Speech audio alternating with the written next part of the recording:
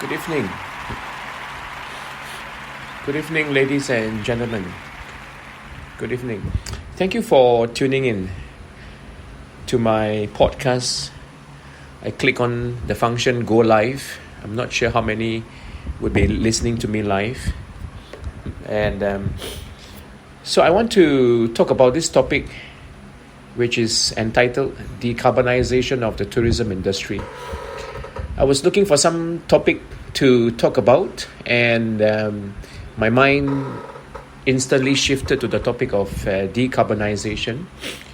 And as I'm speaking to you right now, I'm looking at my laptop, where I somehow stumbled upon a UN World Tourism Organization, UNWTO's page. And the article is talking about the decarbonization of tourism in action. The case of Valencia. Valencia, the city in Spain. So this article is talking about the decarbonization of tourism in the city of Valencia.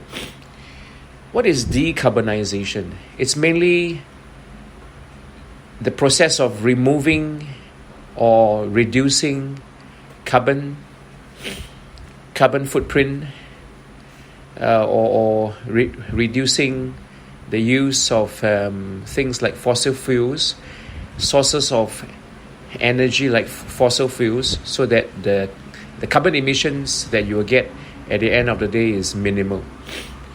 Decarbonization doesn't really mean zero carbon, because let's be practical, there will not be a situation where there's zero carbon.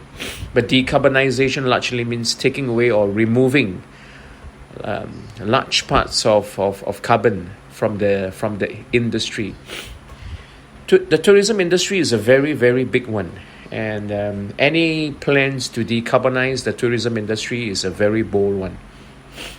So I'm looking at the article right now, and looking at the article does help me a bit in this podcast.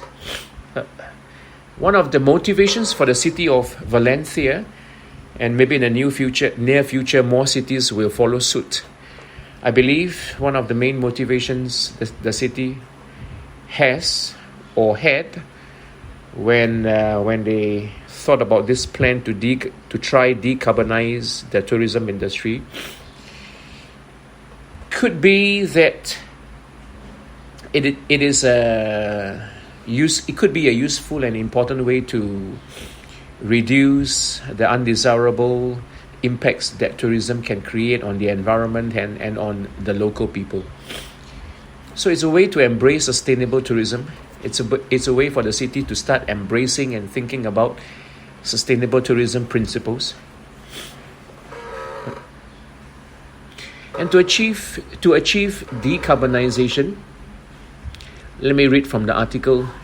To achieve decarbonization, Valencia has started to implement strategies based on the principles of sustainable tourism.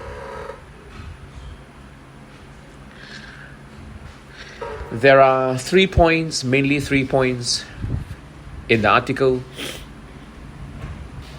One part of the article, towards the middle or towards the second half of the article, it talks about three main scopes of the process or the project of decarbonization in Valencia of its tourism industry.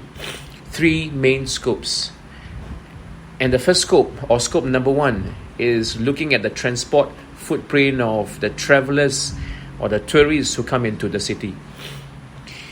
So transportation sector is an important sector, and any efforts to decarbonize the tourism industry will have to touch upon this very prominent sector, the transportation sector.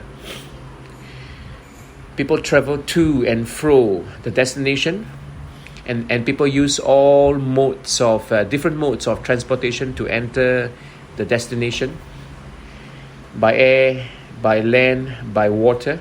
So that represents a lot of potential CO2 emissions. Scope number two. In the article, they talk about indirect greenhouse gas emissions from the consumption of energy in the many tourism activities. Tourism activities does use energy. Tourism activities does use quite a fair bit of resources. And so this particular scope talks about indirect greenhouse gas emissions.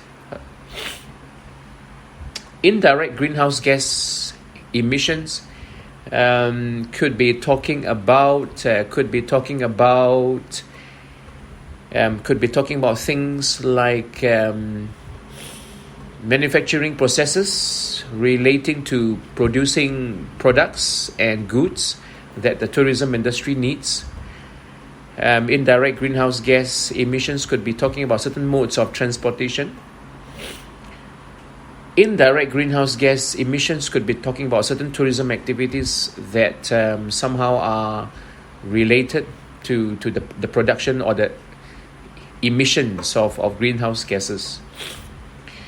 Scope number 3 talks about some other indirect emissions, and I quote, accommodation, tourist consumption, which could include food and the management of food waste, waste management of water, and activities relating to cultural activities, festivals, events is also mentioned as one of the possible or potential indirect emitter.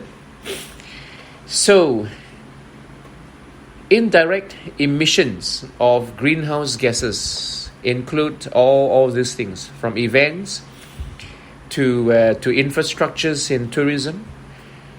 It also includes accommodation, as I just said, tourist consumption, which could also be talking about things like food. So this is a reflection of the vastness of the tourism industry. Cuts across various sectors and includes many different kinds of tourism activities. Includes many different kinds of organizations and the businesses who are responsible to producing the goods and the services that the tourists need. So you could imagine decarbonization of the tourism industry. Therefore, is a huge task. The outcomes we may see in our lifetime. I see this as a continuous process than seeing it as a process that has a timeline of a few years. Decarbonization of the tourism industry will be a very long-term project, a project that should have very long-term goals, because decarbonization of the tourism industry should be seen more of a process rather than a project with a few years as its timeline. I hope you have benefited somehow from listening to this podcast. It's my hope that you managed to take away a few things. Enjoy your Wednesday. Today is 15th of September, and I'm talking to you Singapore time 9:10 p.m. and have a good week and a good weekend. Bye bye.